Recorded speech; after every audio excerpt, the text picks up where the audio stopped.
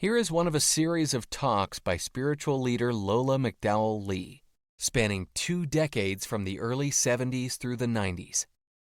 Lola was a Zen Roshi, whose Rinzai lineage included Dr. Henry Platov and renowned Zen master Shigetsu Sasaki. Lola was a religious scholar as well as an ordained Christian minister.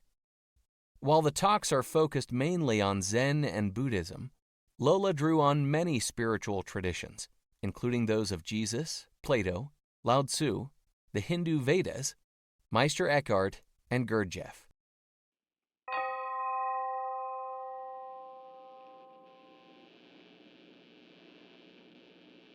You do such nice ohms, that I'm a little reluctant to say it after you. But, in India they start practically everything with an Om.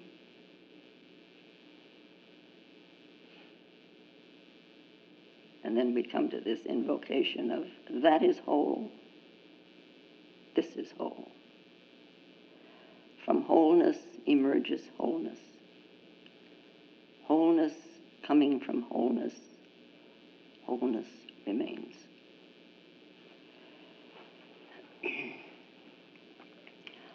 All this is for the habitation by the Lord. By that renounced thou shouldst enjoy. Lust not after any man's possessions. Doing verily works in this world, one should wish to live 100 years. Thus it is in thee, and not otherwise than this.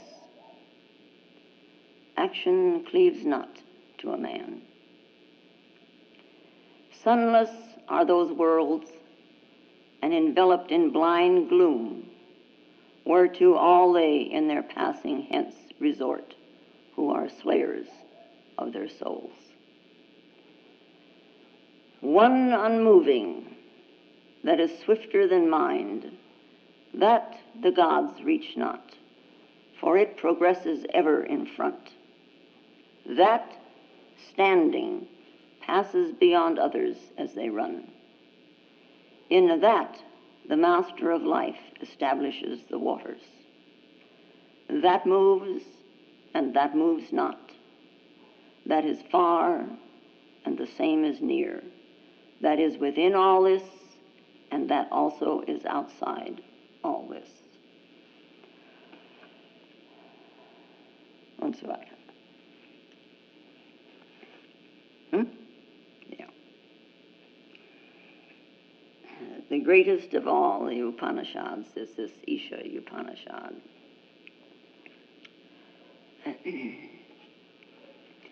Now, this that we sometimes call consciousness, we have lots of names for it, but difficult to find with all its names. In India, and also in our Western world, we call it sometimes the indwelling spirit, the spirit that dwells within, the indwelling spirit.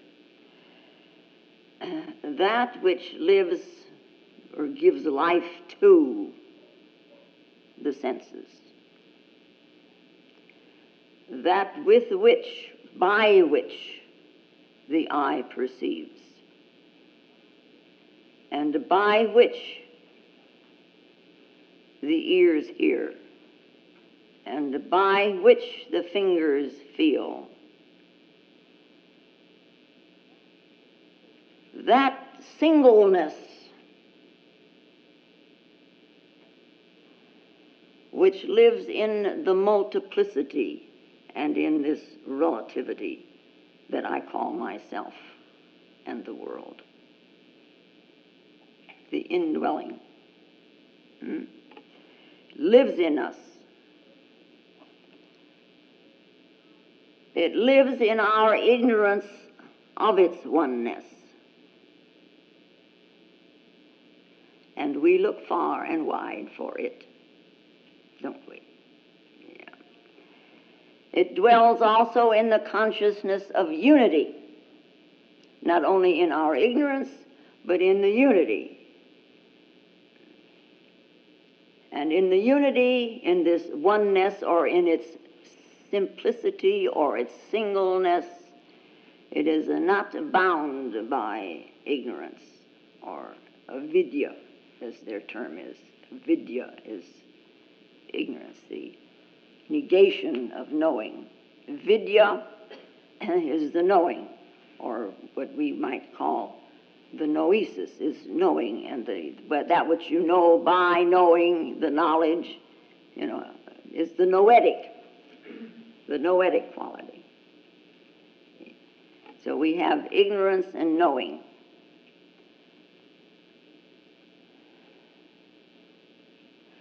Now, this life in us, this indwelling spirit, allows us to identify with an object.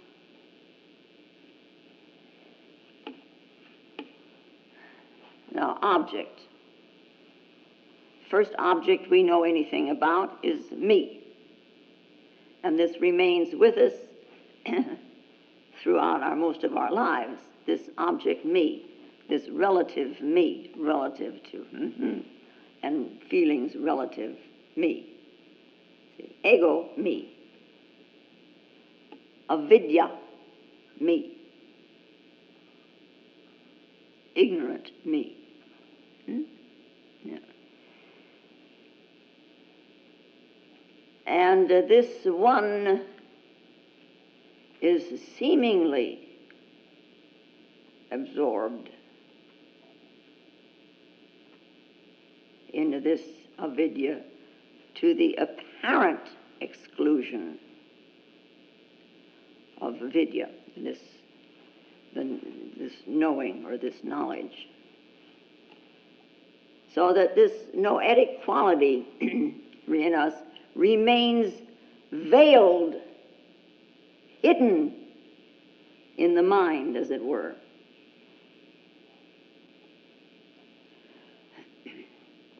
Now, in our ignorance of unity, we perceive an object. That is, we say, we see a thing. We see things all day long. We perceive, and out of this perception, we conceive. That is, we come up with ideas.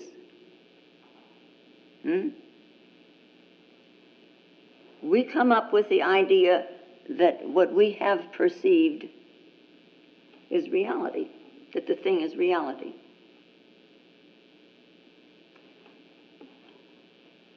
We also think, well, let's take object, thing. I'm a thing. I'm a thing to myself. We're things, and we're objects.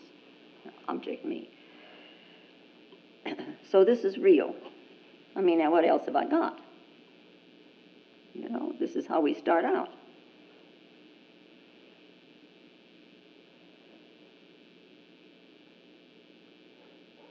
It's what we become aware of first of all, is this body.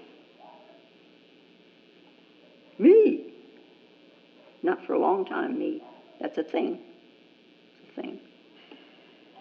We also think that this life that is inherent in this object, me, is limited and is determined by this appearance. By the appearance of the object. That the life is limited to it. Take a dog or a cat, we think the life of the dog or the cat is limited to that dog or a cat. To that object. Yeah. And we sometimes turn this a little bit further and we say that the object, now this time object I, governs this inherent life. Yeah, you're the boss. Yeah.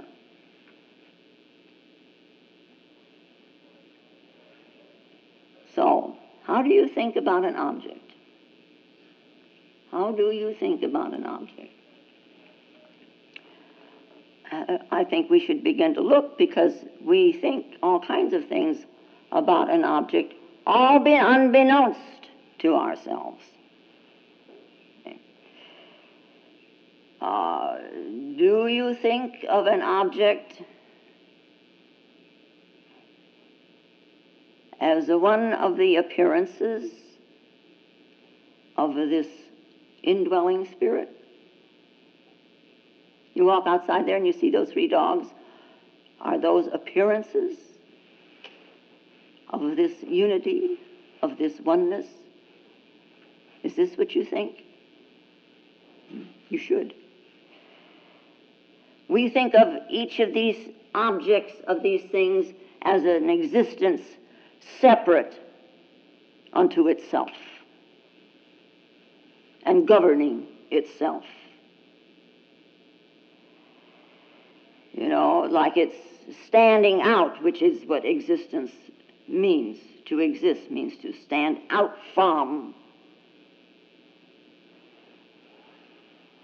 So the thing stands out. It exists, stands out from the universe, and differs from all else. We say this all the time. We are very unique. This is what we have been fed.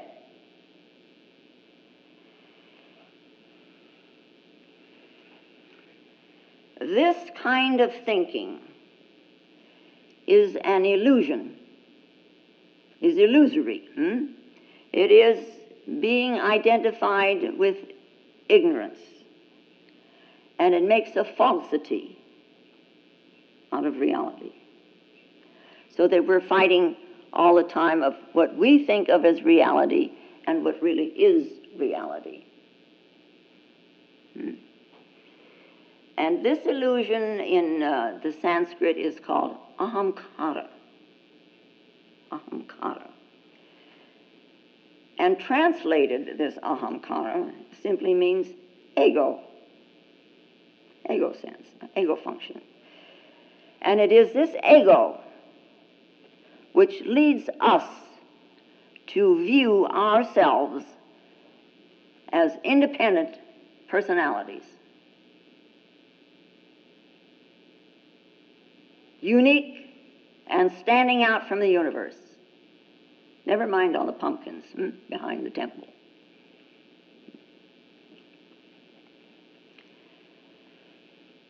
Because we are so involved with this illusory state,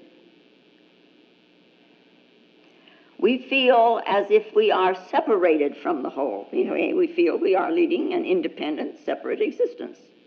We're separated from the whole. And because we have this feeling of separateness, we do not have the ability to enter into the harmony of the universe. We are not able to enjoy the harmony of this universe. The self, or the true self, or Buddha's no self, that state of consciousness, or that state of subjectivity. And self is a term used in the Upanishad, so we use it quite a bit doing this thing, which makes an object for us because of the language, a self, because we think of ourselves as a self. It is a thing. And Buddha came along and said, it is a no self. It is not a thing.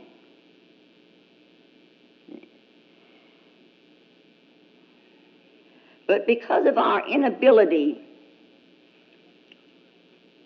to step aside from this illusory state, this indwelling spirit is not able to realize its true existence, its true life,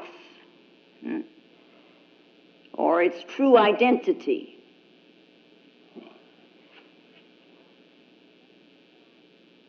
It doesn't realize itself, yeah, because of the limitations that I as ego have placed upon it.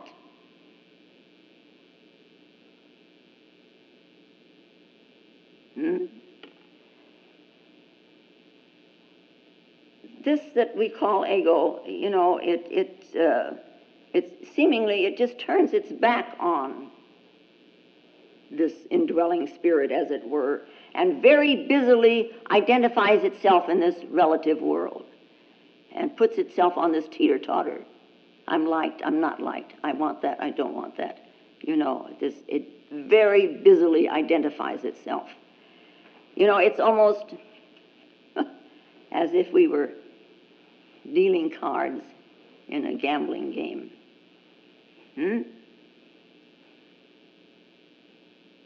That's what the ego does. Deals you cards by which you think you have to play. All of them are limiting. So naturally, what comes out of it is a discord with oneself. No harmony. Discord, not only with oneself, but with others. There is a sense of not being able to do, an inability to do. And there also is a kind of a weakness, we think. And there is this sense of obscuration. And there is this straining of the energy, in a desire towards some kind of self-fulfillment. And then, of course, there is this recoil, the springing back of this energy, in this case, this falling back of an exhausted energy being pushed out there to look for its fulfillment. And it falls back, and disappointment begins to move into a disintegration. It's a kind of an entropy. Entropy. You throw a ball, and the momentum carries it so far. That is, the energy carries it so far. And then all of a sudden it begins to go down. It's lost its momentum. That's a kind of an entropy. The leaves coming out in the springtime, and they bud and then they blossom and they're nice and green, and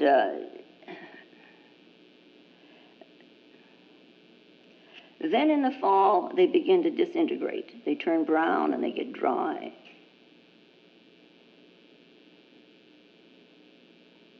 It's a throwing out of the energy in a way. It's an entropy. We use it all the time, this entropy. Yeah. Anyway, in this card game, we get these cards, and this is this desire, and this is this desire, and this is this desire, and this one is not fulfilled, and that one is not fulfilled, and that desire isn't fulfilled, and this desire isn't fulfilled, and this then obscures something, and I'm straining to have this and that and the other, and all these disappointments. In this manner, when you look at it in this sense, desire has been called the badge of slavery. Jack used to say he'd say somebody, they wear their stupidity like a badge of honor. This is what we do with slavery. Yeah. And we, beaten like a dog, we are, all worn out, disappointed.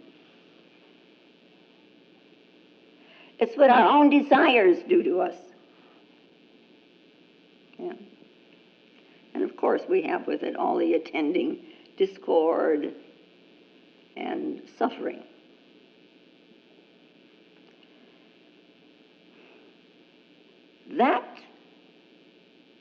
That which is free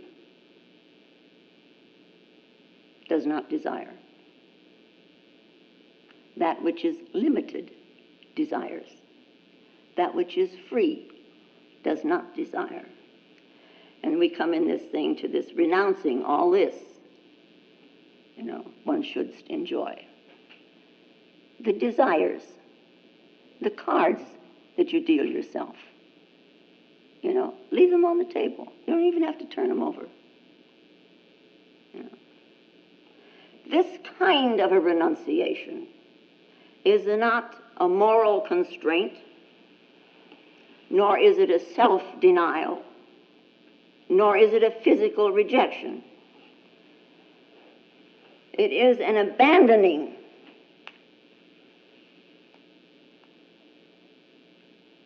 of what we don't need for the liberation of this indwelling spirit from our cravings. Liberation, this freedom from egoism, freedom from personal desire. And this freedom enjoys this universe, either aspect.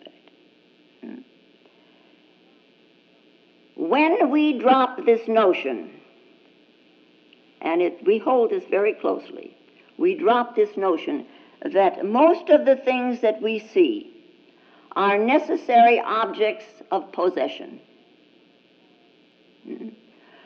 Or, woe is me, Somebody has something that I don't have. The object then represents greed.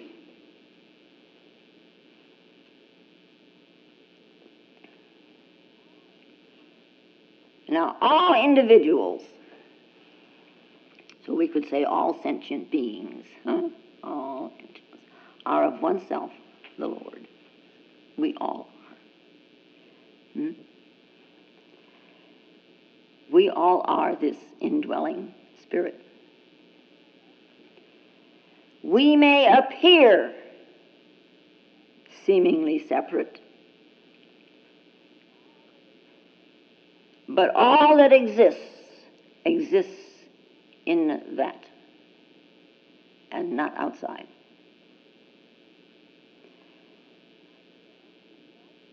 The idea of enjoying this universe, all the motions in it, are based on a perception in these Upanishads, based on a perception of this indwelling spirit. By transcending our ego desires, we realize, that is, we make actual this true oneness, and find, because of this realization we have had of it, that has now changed us considerably, we have no need to possess. We can borrow when we need, but we do not possess. Having this oneness, we have this free delight in all things, and so we do not desire any of them. When we are one, we participate in the enjoyment of all things, which we realize are not things. We delight in a universal expression, which we ordinarily call things. In this oneness, in that, all this is ananda, the bliss. All this is the bliss.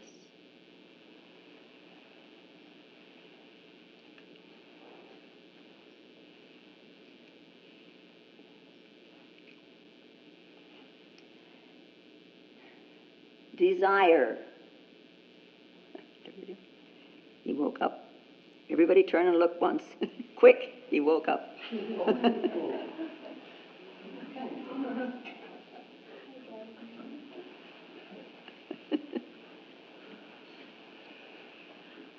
Cute, huh? A nice-looking child. Now, desire. He's got a raincoat on. Oh, it's a sweatshirt. I thought maybe it looks like a raincoat from here. Nice yellow raincoat.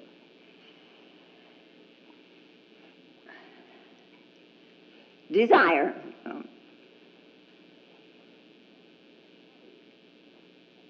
Is a mode.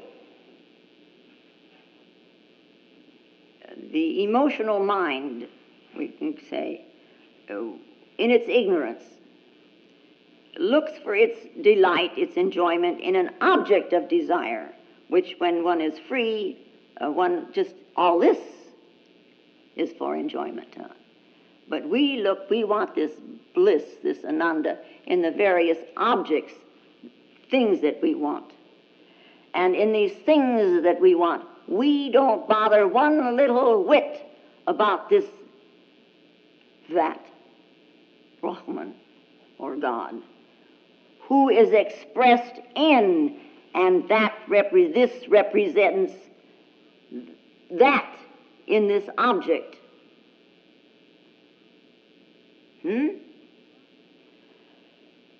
The Brahman who is expressed and is represented by an object. Do you ever look at yourself in that manner?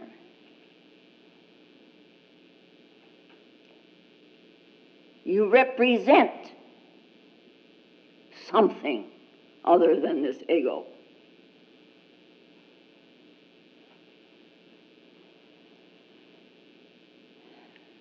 In the Upanishads, this idea that we have of dividing ourselves, and we're pro and con, we're for this and we're against that, and so on, they say is like slaying a part of yourself, this division.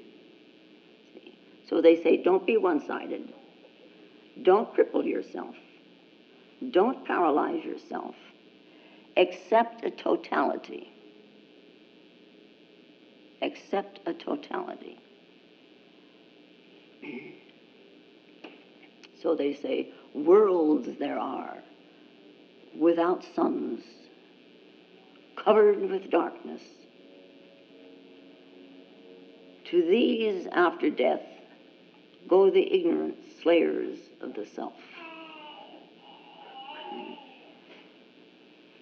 Living in this avidya, the ignorance of oneness, and the knot that holds this ignorance in place for us is egoism. Mentally, at least mentally, we could begin to view this universe as a huge motion. Universal motion, emotion. Within which are many, many, many, many individual movements.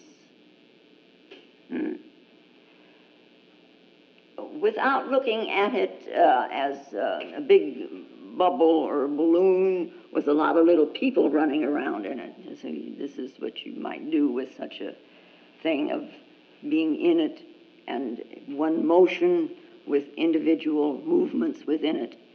Think of the movements within this universal motion as vortices of energy. There's not any selves there, huh? No things, no objects. These are energy vortices.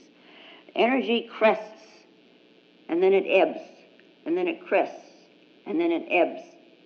These are the patterns that we go by, that we live by, the patterns. Vortices of energy created by an overall energy, cresting and ebbing.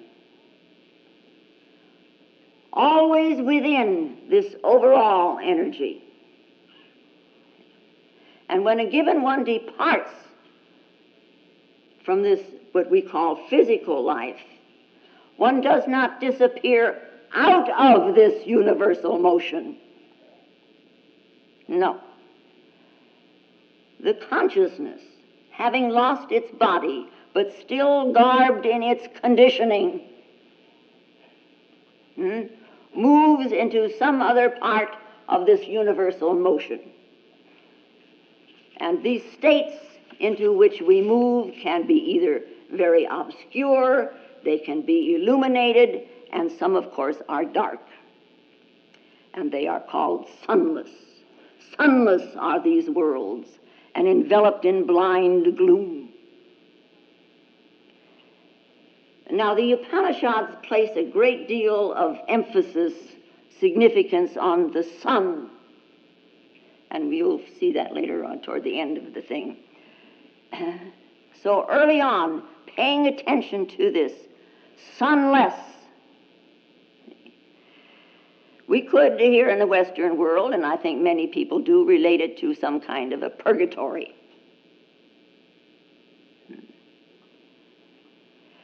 Some people, and you would be surprised how many, some people almost demand that they be allowed to live a life of ignorance.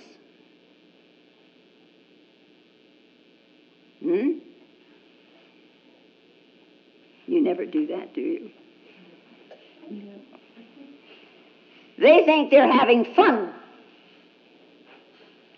that this is the natural pursuit of life. And you know, in thinking along this line, I wonder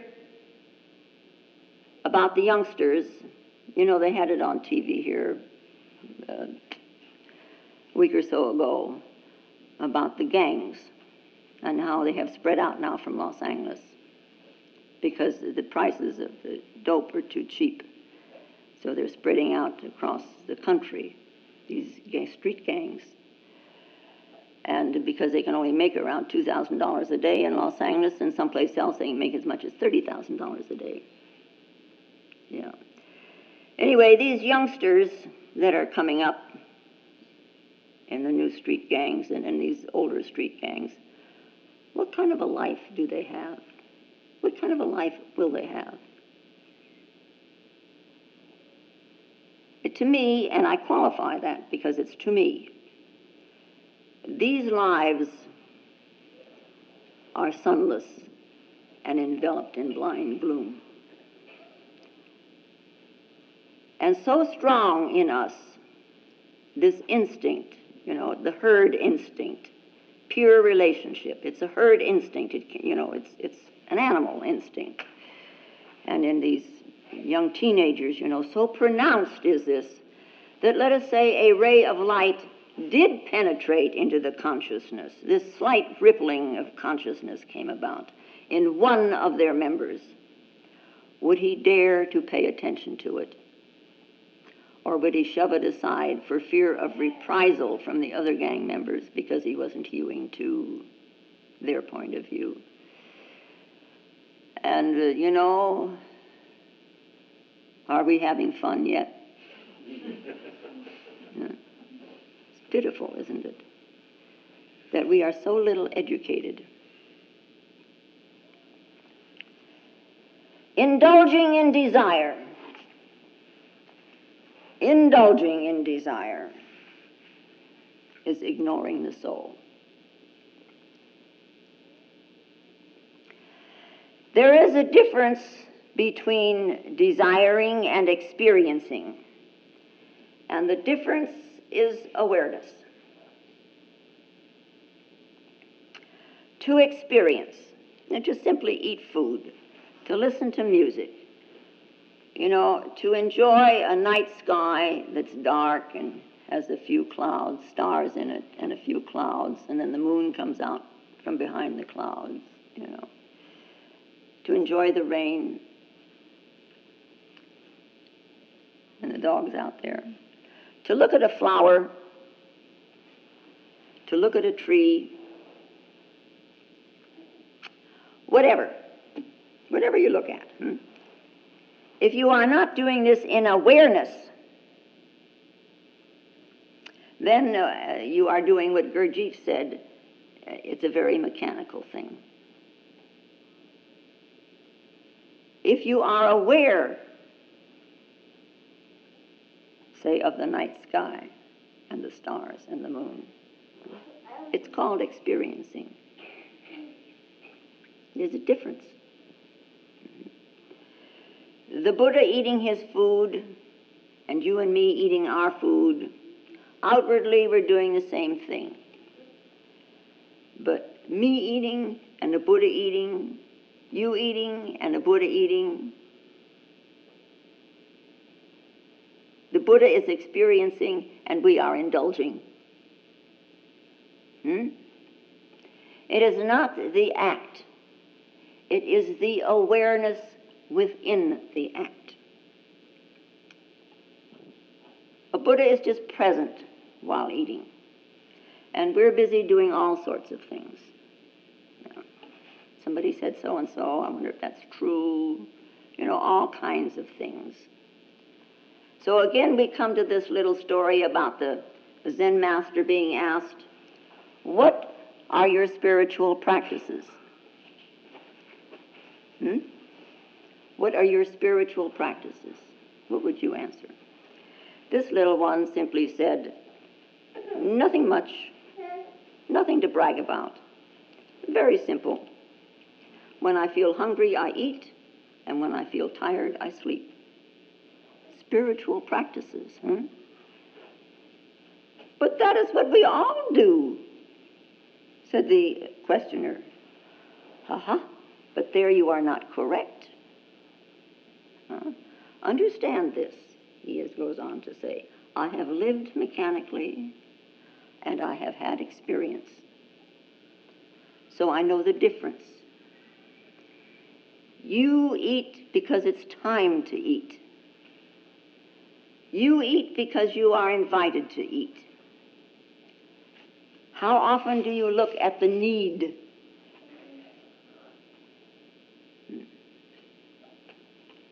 It simply comes down to a question of awareness.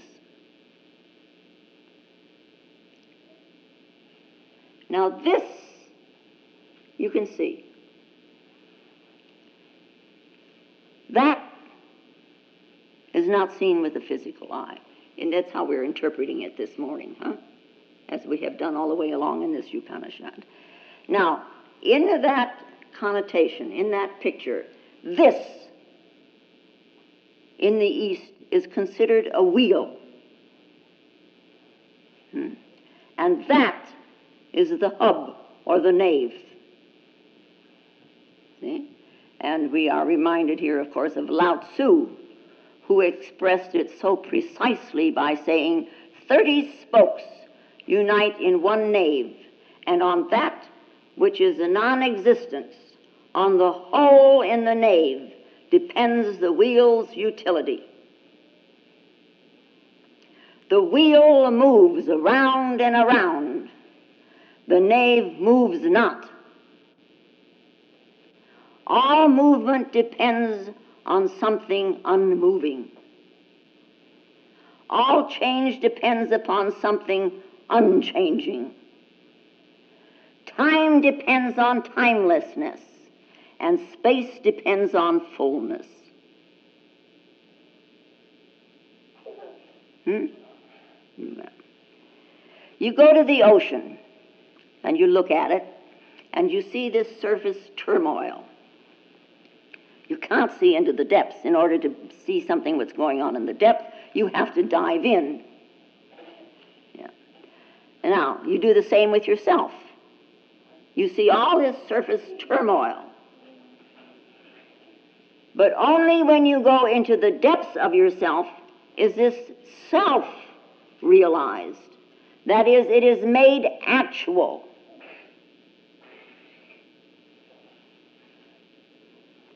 This Brahman, this God, this self-realization. You make it actual. Many, many people have argued about the existence of God. Where is he? What does he look like? How does he act? How did he beget his only son? The existence of God. See, thinking this way, we have not moved one iota from the world of things and objects, and we have thusly made of them God, Krishna, Buddha, a thing, an object. God has become an object because of the way we think.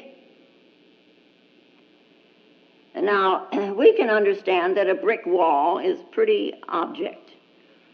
It objects to our doing certain things. Yeah, that is, we can jump over it or we can go around it, but we can't go through it.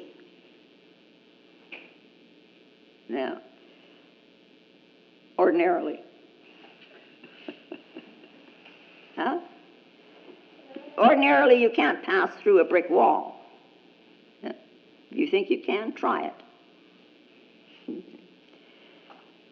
But God now is not an object, so you can pass through. In fact, you pass through God every moment. Incredible, huh? You're looking for him all over the place. You're living in him. You're breathing God every moment. Your very heartbeat is God's heartbeat. You know, as he said, closer than hands and feet. You know, my hand, you know, I look at it, and it's close. It's very close. But my very looking at it makes it separate.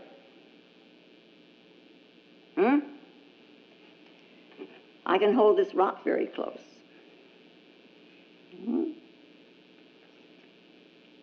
But it's separate. It's close. Now, God is not close.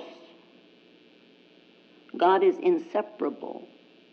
Without it, you wouldn't be. Without it, there would be no space in this building. And if there were no space in this building, you couldn't get in. The building would collapse because the fullness would be gone.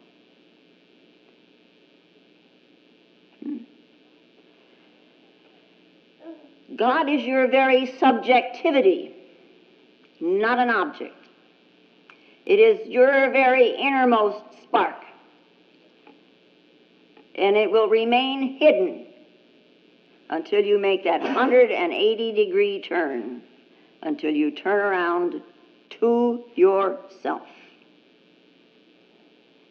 Now, most of you, I'm sure, have seen this old symbol of the snake biting its own tail. Symbol. It's very old, very significant. You know, most of the old mystery schools have used it. The 180-degree turn upon itself. And as they say, this is mind entering mind. Yeah. And Jesus said, be ye wise as serpents.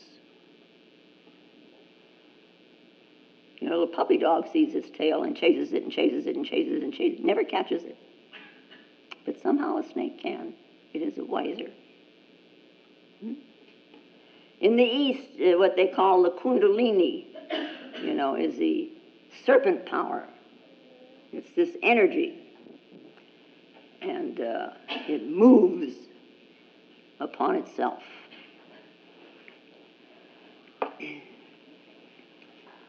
Now, in any of these, what we usually call experiencing, we've stopped indulging. Now we're going to experience. And experiencing, see? And say you stumble upon what you call God. This now, to somebody in the street, is an unapprovable experience. In the very sense that you cannot drag the experience out of yourself and say, well, now, this is the Atman, and the Atman is Brahman, so here is God. You can't do that. Under this Atman, this self, you know, It's not a thought. When you think it, you have made you have an object in the mind of it. We are so gifted, you know, that we don't need the thing in front of us in order to see it. We can look at it and go home and days later picture it, and it becomes still a thing to us. Yeah. But your thoughts, as much as they seem things, are not things. And God thought of is a thought and not God. Now, our Western world has been very deeply involved in thinking. And thinking and thinking and thinking and thinking. That's okay. There's nothing wrong with it. But now we need to add a non-thinking state. We study philosophy. We study Kant, and so we know something about the phenomenal and noumenal realities. And we study Hegel, and we study Bertrand Russell, and we study Wittgenstein, and I think he's very great. And we ponder over the thoughts that they had. And we ponder maybe deeply. We do well to study them. But at the same time, we must also allow a non-thinking. The Buddha's not. Nagarjuna's middle way. His empty.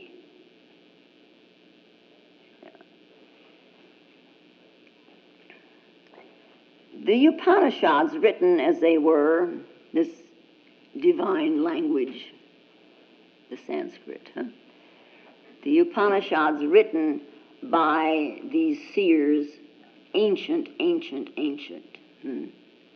who had experienced the unity, of the ultimate, where one is no more a separate entity.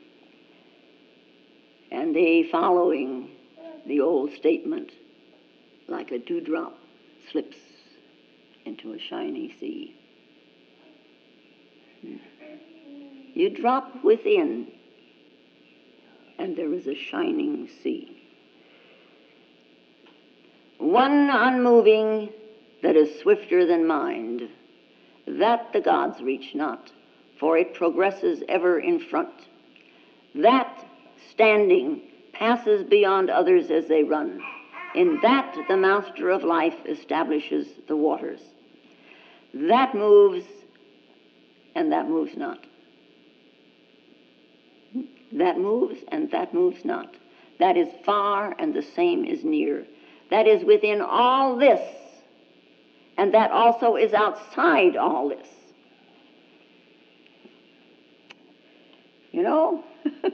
This little, that moves and this moves not. It's so beautifully expressed to me. It's neat. It is moving and unmoving, but never separate. The moving is not separate from the unmoving. We drag it out and say, well, the wheel, the moving wheel, and the hub, And the hub doesn't move, but because of the unmoving hub, the wheel moves, and so they support each other.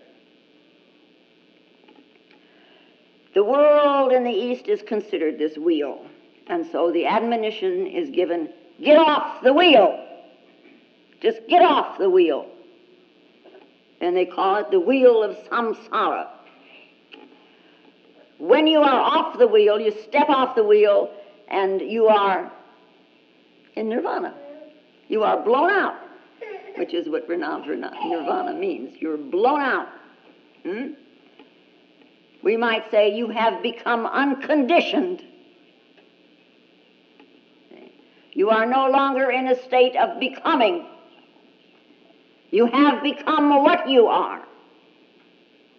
What further is to become? Now is being. This wheel and this hub are not enemies. They are bound together in a very deep friendship. This and that are bound together.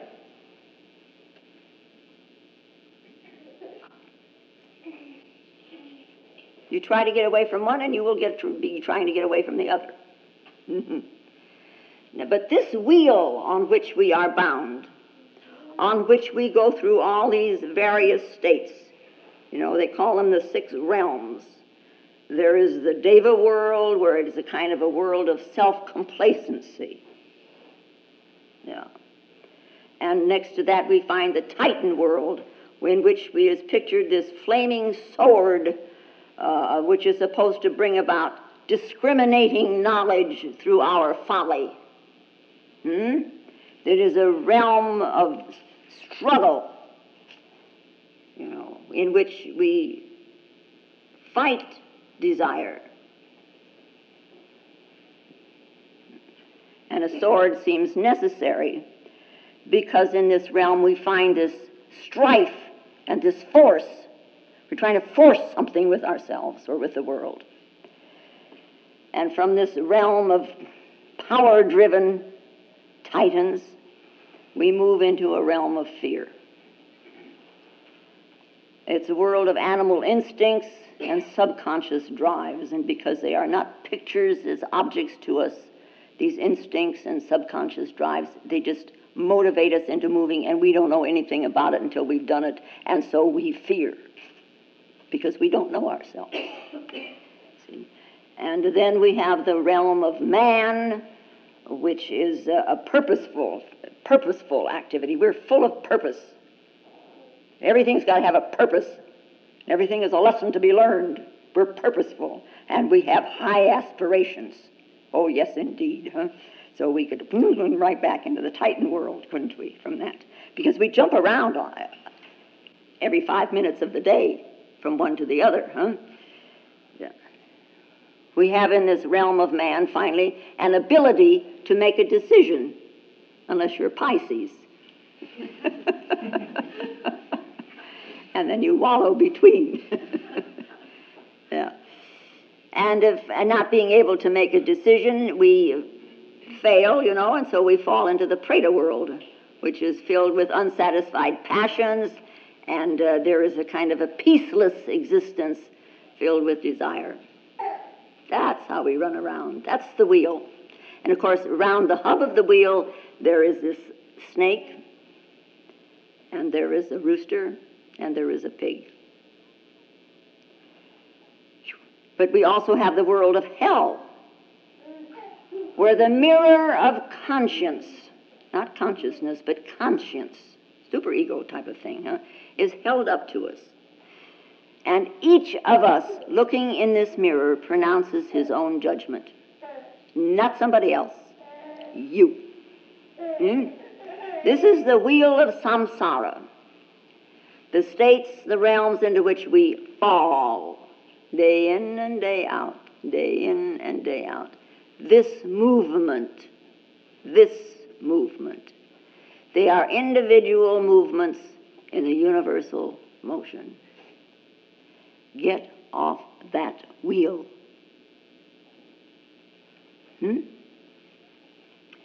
Now, this world represents a cyclic movement of this true self or this no self of Brahman, or we could say of divine consciousness. Yeah. It comes into its existence or its activity by its very movement. If this phenomenal world, a world of things and objects, if this no longer moved, it would cease to be.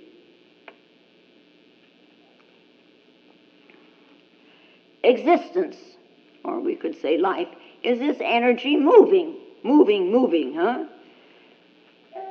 The basis of energy moving is a very active consciousness, divine consciousness, which creates a polarity and therefore a tension And it has these seeming oppositions in this multiplicity, divisions of time and space, and our relations, polarity between them. Now, everything that we see and hear and touch and so on may seem real in the consciousness, but they are only symbols of the Brahman. They are symbols of states of the Brahman.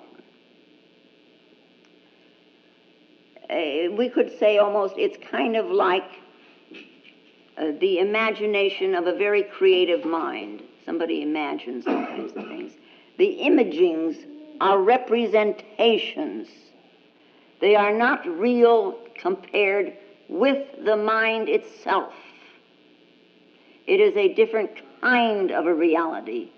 So we call it phenomenal reality and noumenal reality.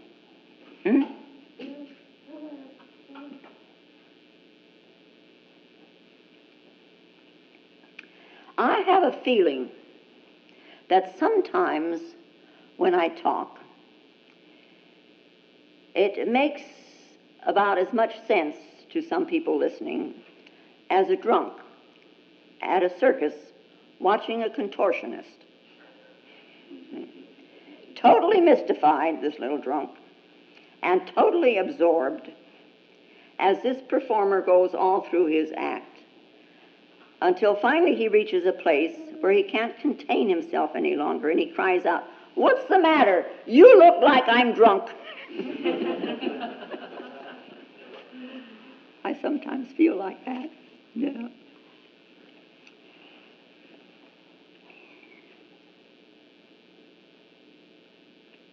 Sometimes I hope I get through now and then with a little bit. Mental consciousness, that's thinking, huh? Thinking is not the power that creates the universe.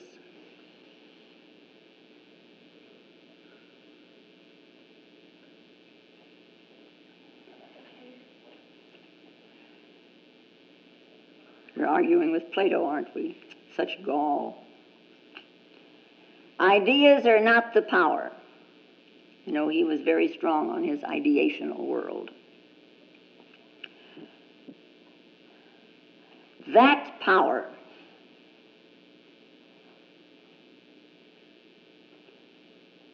is swifter,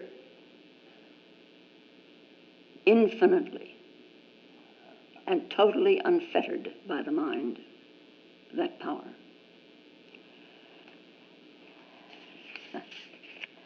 That power is the pure, omnipotent self-awareness of the Absolute.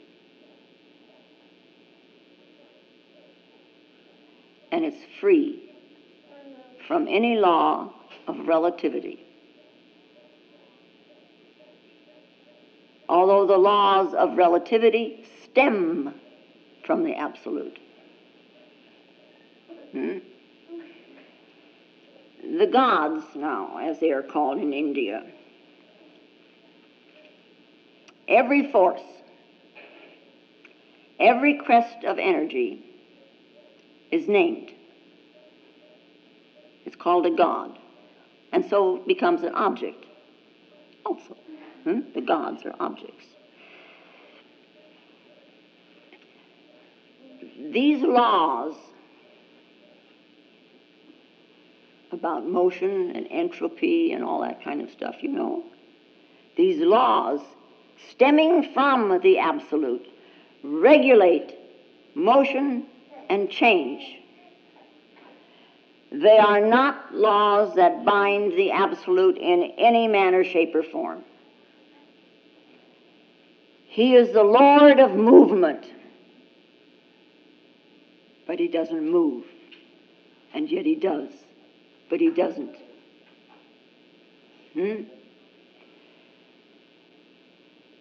So the gods, being as they are, these laws, are described as continually running in their course,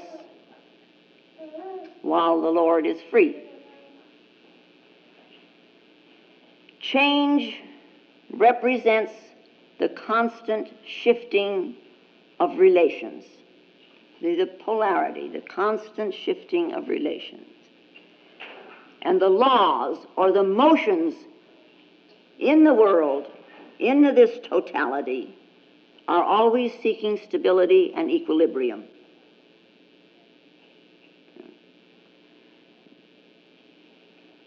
Brahman represents himself in this universe. The gods, the forces, the laws, represent or they express the Godhead. And they appear as the play of nature, the play of all becoming.